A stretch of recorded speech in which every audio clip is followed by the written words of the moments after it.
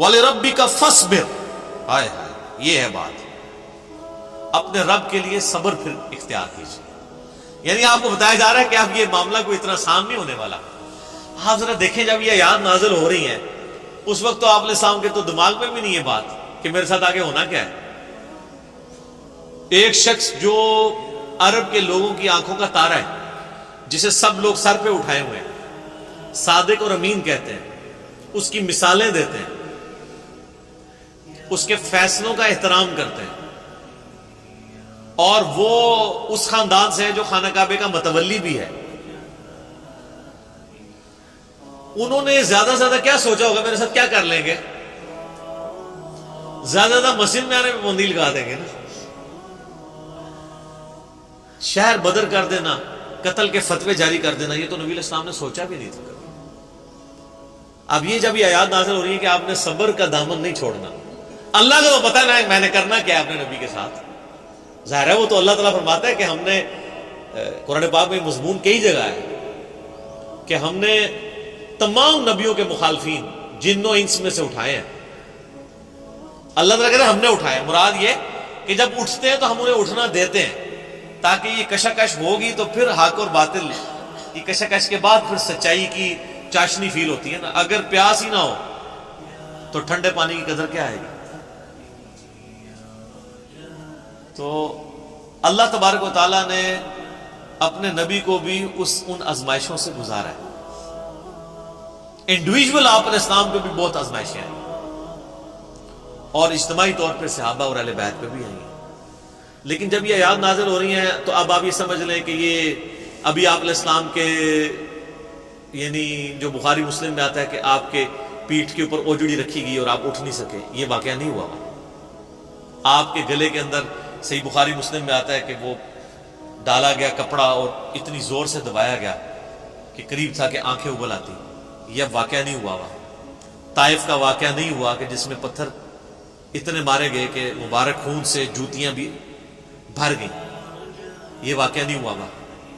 پھر قتل کے فتوے کے رات کے وقت سیدنا ابوبکر کو ساتھ لے کے اور مولا علی کو اپنے بستر پہ لٹا کے آپ علیہ السلام ہجرت کے لیے نکل گئے، یہ واقعہ بھی نہیں ابھی ہوا۔ اور سر پر مدینے میں تو لائف ہی پوری ڈائنامک، جاتے ہی یہودی متھے مارے لگ کے جا کے، منافقین اوپر سے کلمہ پڑھ لیا، پیچھے سے وہ جڑیں کاٹتے رہے۔ پھر غزوہ بدر میں جو کچھ ہوا، احد میں تو نبی علیہ السلام کے دانت بھی شہید ہو گئے، اور آپ کی شہادت کی خبر مشہور ہو گئی، اس قدر آپ کا خون بہہ گیا۔ خندق کے وہ موقع کے اوپر آپ علیہ السلام کو سخت سردیوں کی راتوں میں کس طریقے سے، ایون صحابہ کہتے ہیں ٹوائلٹ جانا ہمارے لیے مشکل ہو جاتا تھا، سامنے سے تیر آگے لگ جاتا تھا۔ اس کے بعد پھر صلح حدیبیہ والی جو مشقت کاٹنی پڑی، اتنا پیدل سفر کر کے، پھر ایک پیس ٹریٹی کر کے واپس جانا پڑ گیا، عمرہ بھی نہیں کیا۔ پھر غزوہ خیبر والی جو ایک معاملہ آیا وہ کئی ہفتوں تک۔ اس کے بعد پھر فتح مکہ کے لیے 10,000 کے صحابہ کو کے لشکر کو لے کے نکلے رمضان کے مہینے کے اندر۔ ہم لوگ ادھر ایسی میں بیٹھے ہوئے ہیں، اور پھر ختم نہیں ہوا معاملہ، فوراً فتح مکہ کے 3-4 مہینے کے بعد قبیلہ حوازن کے ساتھ جو ہے وہ جنگ غزوہ حنین ہو گئی۔ 12,000 کا لشکر تھا، بس تکبر کے جملے نکل گئے کچھ اصحاب سے کہ ہم 313 تھے تو غالب آئے تھے، آج تو ہم ہے ہی بہت ہیں۔ تو قرآن کے الفاظ ہیں، اللہ تعالیٰ نے یقین کریں کہ اتنے سخت الفاظ کے اندر، جسے کہتے ہیں نا میڑا مارتے ہوئے، تانا دیتے ہوئے بات کی ہے۔ اللہ نے فرمایا تم نے یہ بات کی، تمہیں تو کہنا چاہیے تھا اللہ کی مدد سے فتح ہوئی تھی۔ تو دیکھ لو جب تم نے یہ جملہ بولا تو دیکھو تمہیں راستہ بھی نہیں پھر ملا بھاگنے کا۔ 80 بندے بخاری مسلم میں آتا ہے نبی علیہ السلام کے ساتھ رہ گئے سے، 12,000 میں سے 80 بندے، باقی سب بھاگ گئے۔ وہ سامنے سے تیر ہی ایسے لگے ان کو، وہ تیر کے بڑے ایکسپرٹ تھے قبیلہ وازن کے لوگ۔ اور پھر پیرلل میں جناب وہ رومن امپائر نے نبی علیہ السلام کا سفیر قتل کر دیا، آپ نے غزوہ موتا کے لیے جو ہے وہ وہاں بھی مہم روانہ کر دی زید ابن حارثہ کی سرکردگی میں،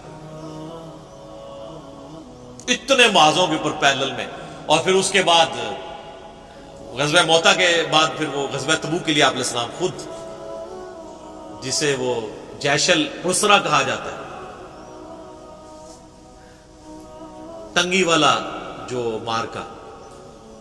تو اور آخری وقت بھی آپ کیا فرما رہے ہیں؟ آخری جو آپ آگے خطبہ دے رہے ہیں بخاری مسلم میں، وہ لشکر اسامہ بھیج رہے ہیں. اتنی مشکل لائف شروع سے لے کے اینڈ تک. اور یہ تو باہر کی لائف ہے، جو اندر آپ کو تکلیفیں اٹھانی پڑ رہی ہیں. بیویاں کہہ رہی ہیں کہ جی اس طرح ہمارا گزارا نہیں ہوگا، پھر قرآن نازل ہو رہا ہے کہ نہیں اسی طرح گزارا کرو.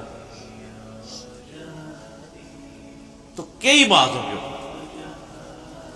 اب یہ سارے معاذ اگر آپ کے ذہن میں ہو نا، تو پھر آپ یہ آیت پڑھیں والی ربی کا فصبر، اے نبی علیہ السلام آپ نے اللہ کے لیے صبر کرنا ہے. ابھی تو بڑے بڑے مراحل آنے ہیں.